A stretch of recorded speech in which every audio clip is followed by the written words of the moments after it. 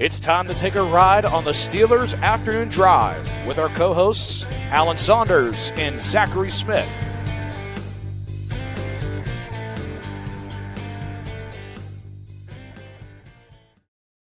Welcome back to another Steelers Afternoon Drive. I'm Zachary Smith. That is Alan Saunders. Alan, how are you feeling?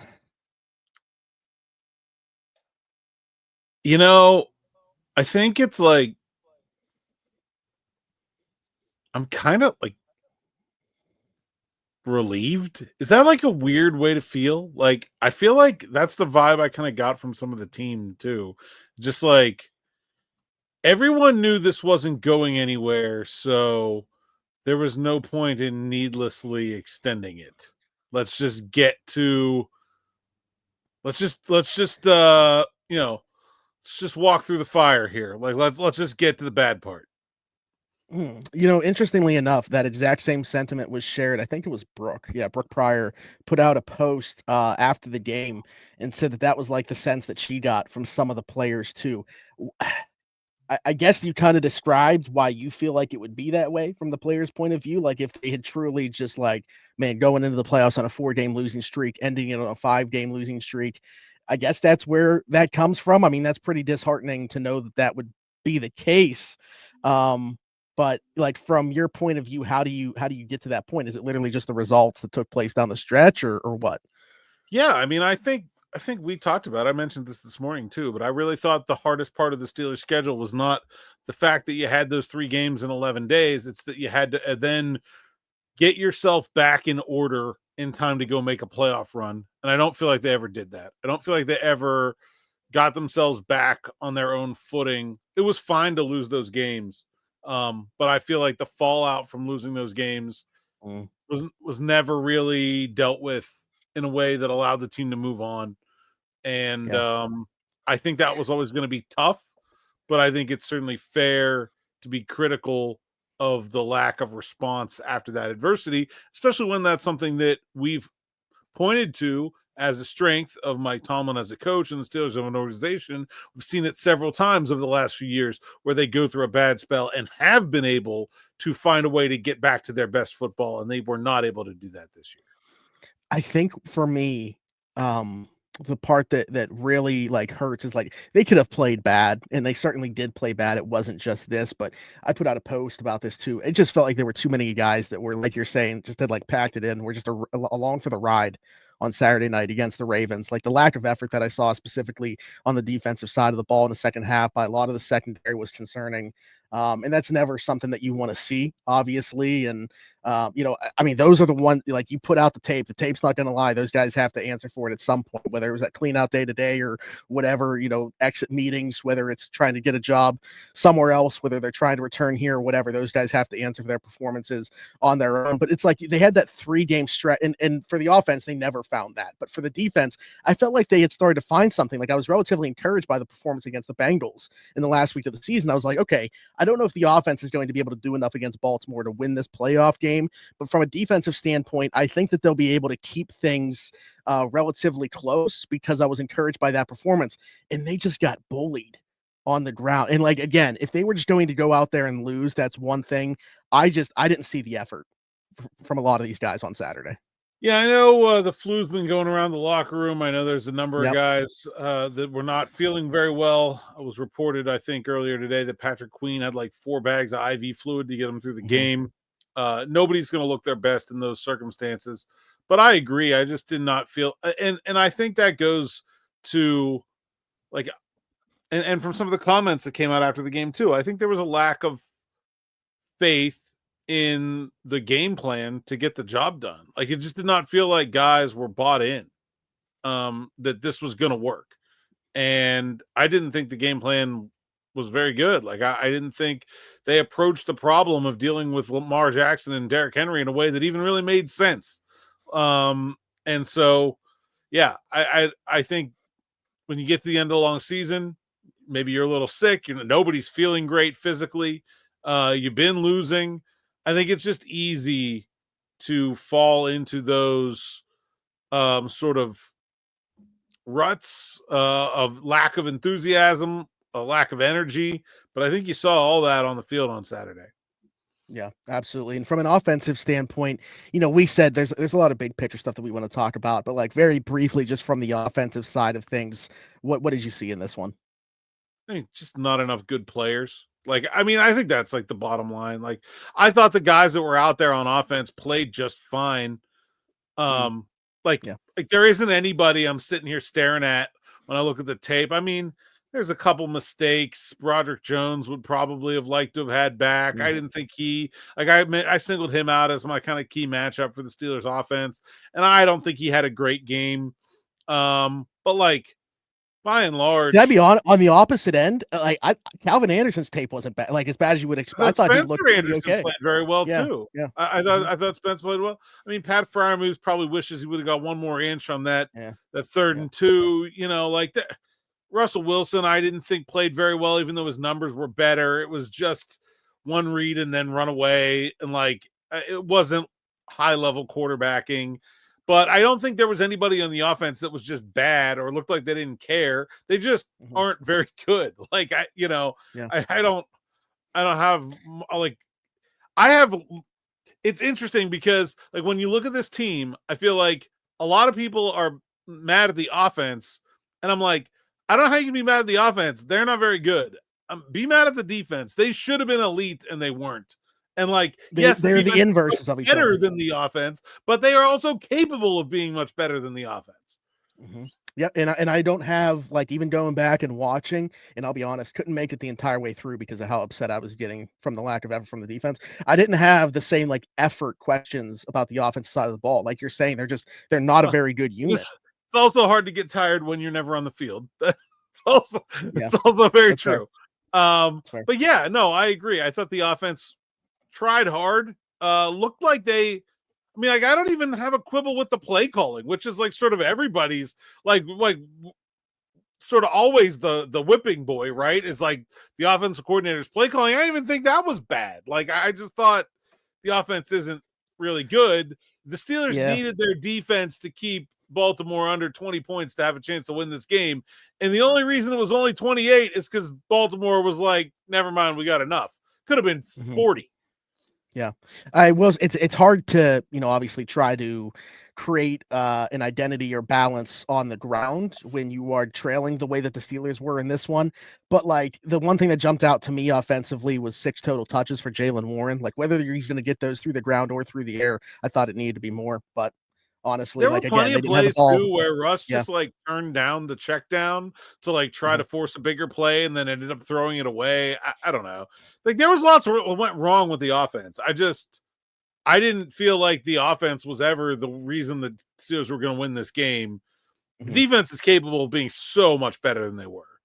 Absolutely. And when we have like effort concerns or obviously that side of the ball, which people always talk about, it obviously got thrown around on Saturday again, how highly paid they are and not performing to that level. I think that brings up obviously some longer term questions beyond that game.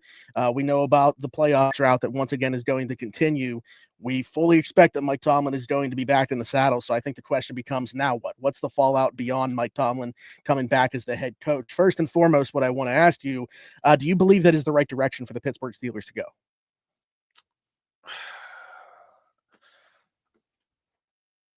Here's my kind of Tomlin take in a elevator pitch. Mhm. I think you can I think there are ways that you can make it make sense, but I don't think they're going to take any of those paths.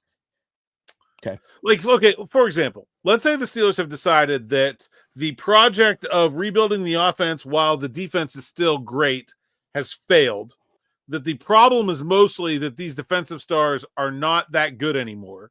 And the Steelers are going to start this offseason by trading TJ Watt and Minkah Fitzpatrick and starting a complete and total rebuild that they're going to allow Mike Tomlin to oversee. Okay. I think I could buy that. At least you are making a significant effort to attempt to take a different path than the one you've been on, right? Right. Yeah. Okay. And I don't think when you look at the 10,000 foot perspective that this team underachieved its talent level in general on the whole. Like this was a 10-win team this was not even a 10-win team on paper. They won 10 games. Like generally speaking, when you're looking at why you should fire the head coach. It's because talent was here, wins were here. Like that's the idea. Okay. And they're not there. However, you could they could decide that okay, the Cowboys are getting rid of Mike McCarthy. They're going to go out and they're going to trade a first-round pick for Dak Prescott. And they're going to be like, we're fixing this quarterback position. We're tired of screwing around with it. Here we go, pushing literally like 5 years worth of chips in on this season. This is it. Win or go home. Trade some future draft picks. Spend all like overspend to the cap, put yourself in the 49ers situation where like you're going to be screwed in the future, but you have to do it anyway. Go all in and win one. Yeah, okay. I can buy that with Mike Tomlin as the head coach. Running like Russell Wilson or Justin Fields back and with the same plan last year, like 10% better, maybe you fire the defensive coordinator. I think you're setting yourself up for like a must-win kind of season for Mike Tomlin with a plan that can't possibly win. Like, I don't know. I just don't see how that's a good idea. Right.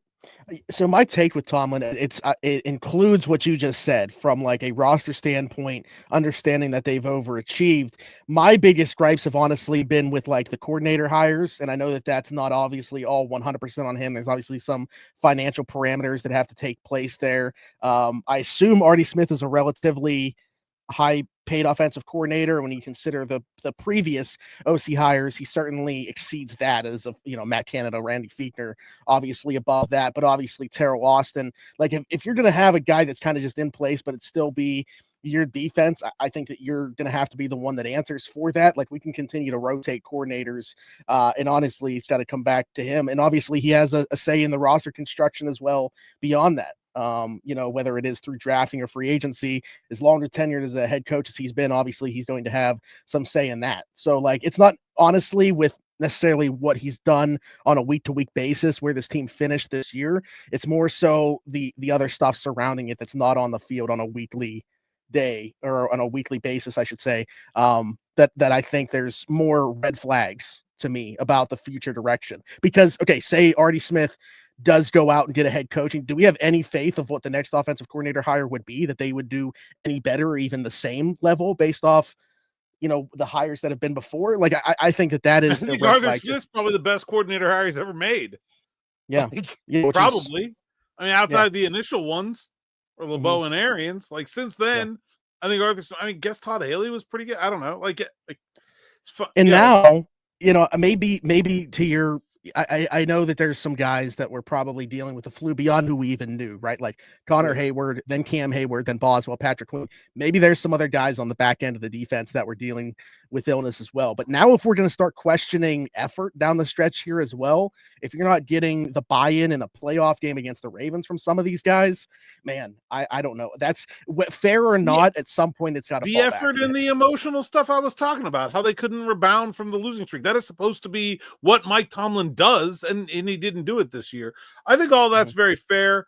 I do think, like I said, I think there are strategies moving forward from the 2024 season that make sense to include Mike Tomlin in. I'm just a little skeptical that we're going to see any of them. What I expect to happen is they're going to probably fire Terrell Austin and maybe maybe try something different at quarterback besides Russell Wilson. Although I'm pretty skeptical of there being like a way better option out there, and essentially trying this plan over again, which I think feels like an entire season doomed to fail from January 13th, 2025. It feels like an entire season of switching the game plan right before playing the Cincinnati Bengals. You're just going to run your head into the wall again for, an entire season. I don't know. I mean, they have money. They can revamp the roster. Like there's things they can do. I don't know. Yeah. So we got a question about this, and I feel like we can kind of tie it in as I got DM'd. And what's the most realistic expectation that you feel like could take place, like change wise? I mean, Terrell Austin, you mentioned that within there. I would say, on totem pole, relatively significant, could they maybe make a change at offensive line coach with Pat Meyer? Do they feel like his performance has been up to par? Please, for the love of God, at a senior defensive assistant with some front seven experience, like what realistic changes do you think could take place outside of like ones that we expect to happen, like, Najee Harris going elsewhere? I mean, okay, like, want me to lay out like the best realistic Yes. scenario I can for this offseason? Okay. They hire like Antonio Pierce as a defensive coordinator. They bring in some kind of high level senior defensive assistant to work with the secondary and let Pierce run a bunch of blitzes and do a bunch of creative stuff with the front seven. He's a young guy with juice. I think he'll help with the enthusiasm, the motivation part of it. TJ, who is obsessed with being great, takes a long, hard look at this season's performance and acknowledges that he's been wrong to want to put himself in the same place every snap of every game forever and ever and ever, and gets a higher level of buy-in with a different coach and says, hey, we got to come up with a different way to go forward. And those two guys put their heads together and come up with a change to the defensive scheme that actually allows them to maximize their best players and create pressure with what I think is a really, really talented front seven. And then on the offensive side of the ball, you find some quarterback who comes available that nobody is sitting here right now looking at on a free agent list saying, oh yeah, that guy will be there. You somehow find a way to find somebody who is better than Russell Wilson, who can get this team maybe not to greatness, but just like a little bit farther forward on the offensive side of the ball. A guy like maybe Geno Smith, for example, as I think someone who's like not a lot of people are talking about being available, but certainly it's not like outside of the bounds of plausibility, has been a really good quarterback in the league as of recently. I mentioned Dak Prescott earlier. I think that's probably less realistic, but okay, fair enough. Yeah, sure, you could bring in a new offensive line coach. Troy Fautanu comes in from day one at left tackle and looks like the player they drafted him to be, and you solidify the offensive line into a unit that can win more often than not, and then you can finally rely on running the football on offense and take some of the pressure off the quarterback position. Where does that get them? Does it get them to a Super Bowl? No, probably not, but it might get them a little farther forward than they were this year.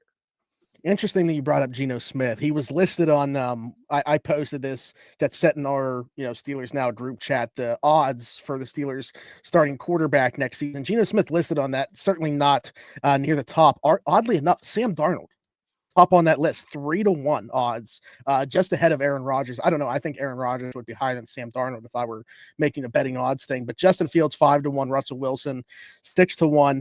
For me, Geno Smith is kind of like best case scenario. He's listed as 25-1 odds here, and I say that they moved on from their offensive coordinator, Ryan Grubb. Obviously, Mike Macdonald, their head coach, was not the guy that brought in Geno Smith. If they were to choose to go a different direction and he becomes available, I certainly think that that's a path they should go. Geno was better in 22 and 23 than he was this past year. Really struggled with red zone turnovers, not necessarily moving the ball or even like putting the ball into the end zone at times, but really when they got into the red zone, kind of became a turnover magnet for whatever reason at times.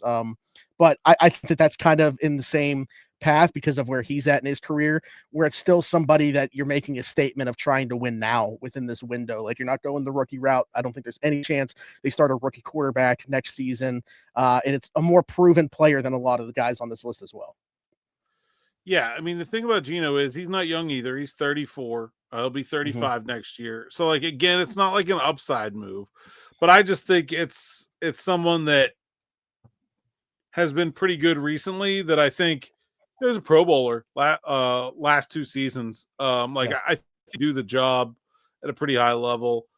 I think it's hard to see better than that as realistic. I'll say one more thing you can add to that scenario is spend a day 3 draft pick on a quarterback that you can actually try to develop on your own, and maybe you hit a lottery pick. Maybe you win on a scratch off there with a guy like Jackson Dart or McCord. Throw a dart at Dart.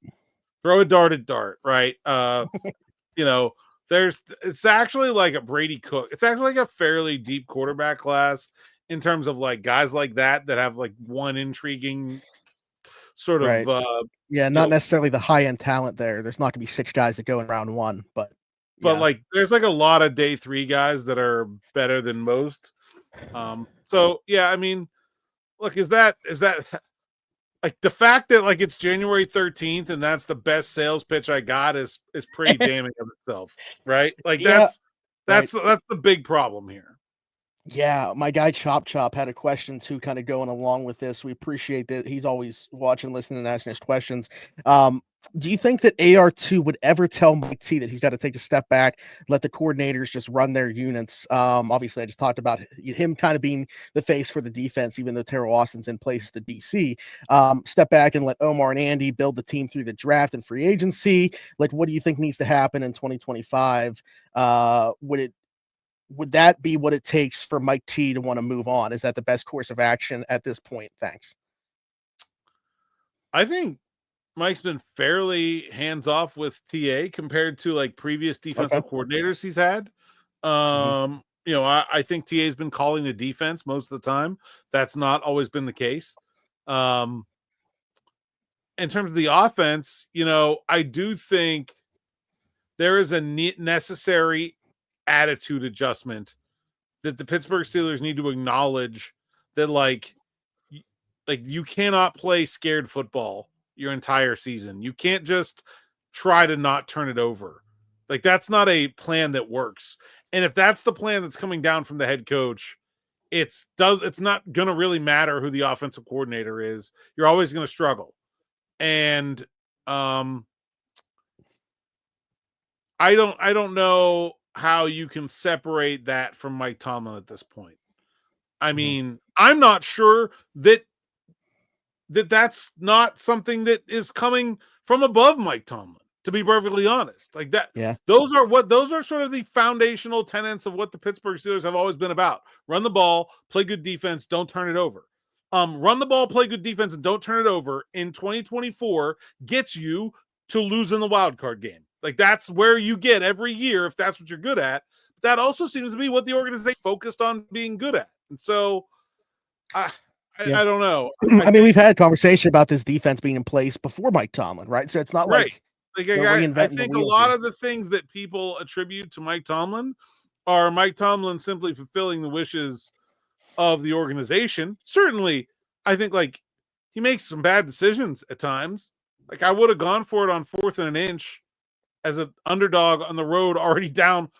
Was it already down 2 scores at that point? Yeah. Yes. Yep. And your defense just gave up a 92-yard touchdown drive. Yeah, like 98-yard touchdown drive, maybe. Yeah. Like, yeah, I think I would have gone for it on 4th and an inch. But like the sort of fundamental overarching theory of football doesn't really work anymore.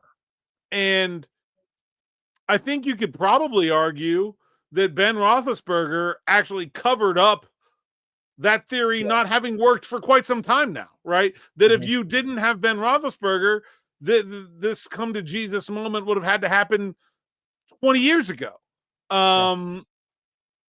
You can cover up a lot when you have a great quarterback. It doesn't really matter what you do with the rest of your game when you have one of the league's best quarterbacks. It does matter for everybody else. So if the problem goes beyond Mike Tomlin, if it's just like a philosophical organizational thing, I mean, that's pretty frustrating in itself because how do you can't force the guy to sell the team if this is really the way that he wants to go about doing his business. And it also kind of makes you think, like I mentioned, would we have any hope about the offensive coordinator hire being better or even at the level of Artie Smith if they were to move on? Would we have what's the faith level for them to get the head coaching hire for a guy that would more get up to times with the modern NFL if they moved on from Mike Tomlin? You got to think it would be a guy kind of in that same vein and have the same identity, right? I mean, what evidence do we have to suggest that it would be any different? Yeah, I love how people say like, oh, well, who would they hire? Oh, who are they going to hire when they hired Mike Tomlin? They'll figure it out. Like the Steelers are like preordained to be great at this. Like they've had 3 coaches in 50 years now, something like that. Like the odds are way against them doing that again. Like the most likely outcome is the next coach the Pittsburgh Steelers hire is going to stink like that. Like look around the NFL. Most head coaching hires fail miserably. None of the people that hired Mike Tomlin are still with the Steelers. Like whoever's doing it is going to be doing it for the first time if they move on from him. There's no reason to think it should go better than the average team In fact, like you said, looking at some of their coordinator hires, there's reason to think it'll probably go worse than the average team. Like, Well, it's funny because like everybody talks about like if they were looking for a coach right now, go get Ben Johnson or whatever. Oddly enough, and he could be a great head coach. I like a lot of things that he does and says.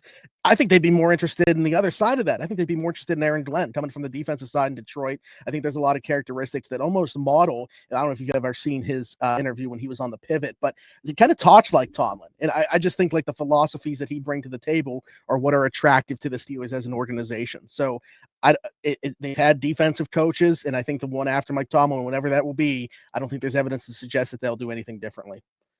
So we found out last night that Mike Tomlin was coming back. We found out this morning that Mike McCarthy is not going back to the Dallas Cowboys. He is hashtag from here, which I know everybody loves.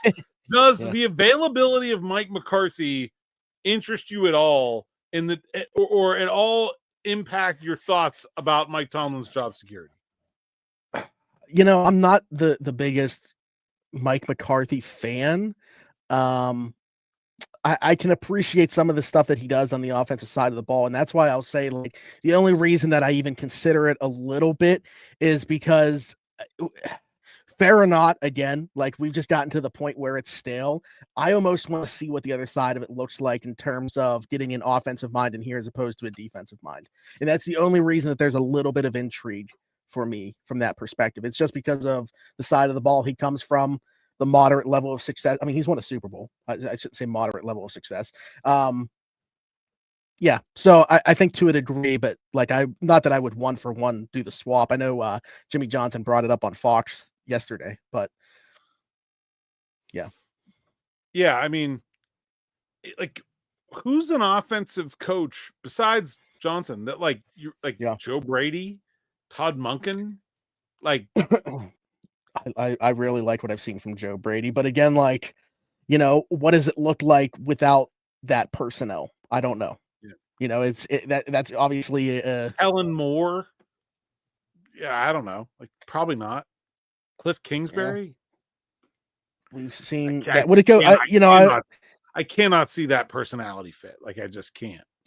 That's true as well. Yeah, there's a lot of factors to consider. Well, from a personality fit standpoint, you got to think Mike McCarthy would make sense then.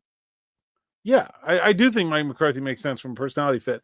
I just think like people have this idea in their head that like whoever the Steelers, like when the Steelers move on from Mike Tomlin, there's just going to add another great head coach to this legacy that they've had. Like that's sort of preordained that the next one is going to go great. Like odds are probably not. Probably next one will be worse. Like that would be my guess. Yeah. Yep. And it kind of feel that way. I mean, it's potentially that at quarterback, right? I mean, look at what we talked about. Who knows what the path forward is going to be at quarterback? There's a good chance that it's not as good.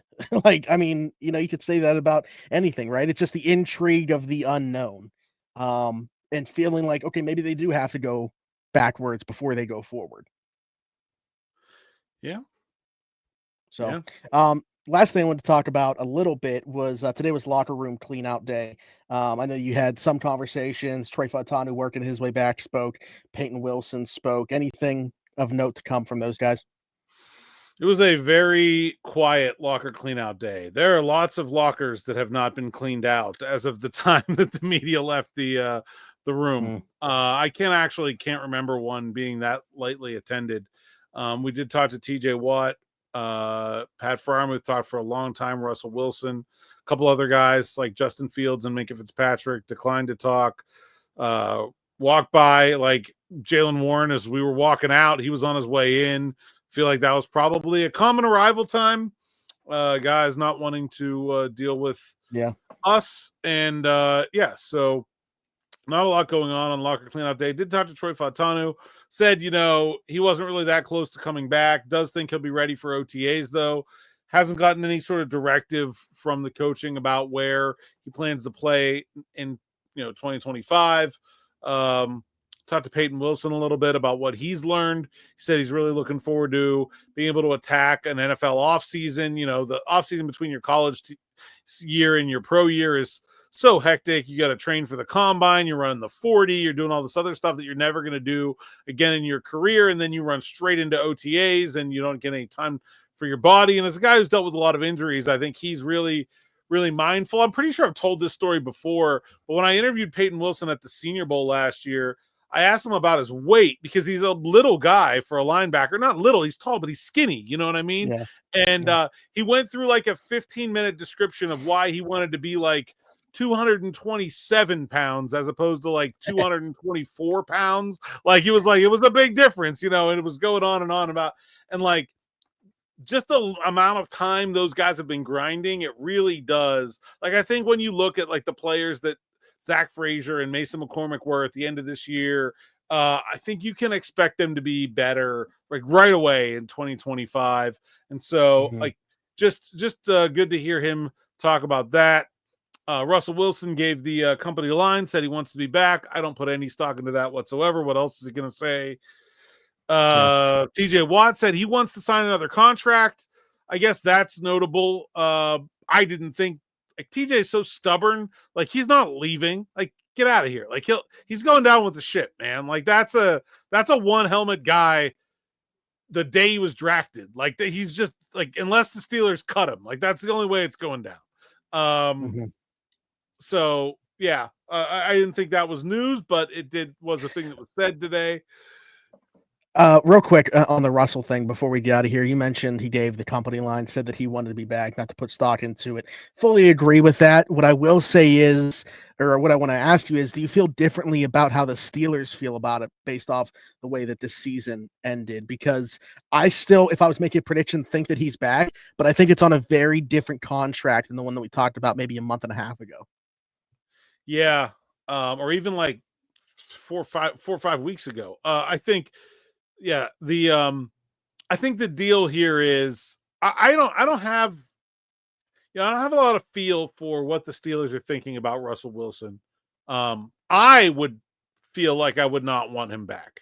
I don't see how you can watch the performance down the stretch and say, not only do I want that guy back, I think he's going to be better than that next year. I don't see how you can talk yourself into that. Especially considering it will not be the same price. It will be more. I also don't know how they go about finding an upgrade. So maybe you just bring him back as a worst case scenario. I don't know. But then would Russell Wilson entertain being brought back as a worst case scenario for nowhere near as much money as we talked about, before this losing streak? I don't know. I really have no idea what's going to happen at quarterback. I think somebody asked me like right before they went on the losing streak, and I was said like 80% Russell Wilson's back, and now I'm a maybe 20. Like I just wow. Okay. I don't, and that still might be the most likely. I just feel like there's a lot of options here. None of them are very good. I don't know which way they're going to go. I want to make sure that this is very clear. This is not me saying that this is what I would do. This is me predicting that he is going to be back. I think it's a 1-year deal, somewhere between 15 to 18 million. Before this losing streak, I would have said he's signing a new 3-year deal worth in the range of 90 to 100. So that's how far we've come. Yeah, I'll be honest. I could see the number being even less. Wow. Okay. All right. Well, there's still a lot to talk about, Alan, and we'll get through a lot of offseason stuff. Please keep the questions coming. Please keep the comments coming. But until tomorrow, Alan, tell the people they can find you. Yeah, Saunders_PGH on social media, PGH Steelers Now sites account, SteelersNow.com. Go there, read the words so I can get paid. Like, subscribe, hit the bell for notifications here on the YouTube channel so you don't miss an episode. Steelers Morning Rush, Steelers Afternoon Drive, all the good stuff. Continuing into the offseason. I always say the offseason is when we do our best work, I feel like. Not to say that, like, the season we don't, but, like, the offseason is when we really shine. You are watching the games. You're seeing what's happening during the season. We got the goods in the offseason. This is where you separate. That's right. The boys from the men. The boys stop podcasting when the season comes to an end. The men keep going. And we'll be here all off season. Leave us a 5-star review and subscribe if you're listening somewhere else. Apple, Spotify, wherever your podcast's from. We are there. Just search Steelers Afternoon Drive. Do the same thing over on TikTok, which I think is still going at least for another week or so. I'm not sure exactly what's going on with that. And then find me everywhere, Zachary Smith, PGH, Alan Saunders, and myself. Thanks for jumping in. Take another ride on the Steelers Afternoon Drive.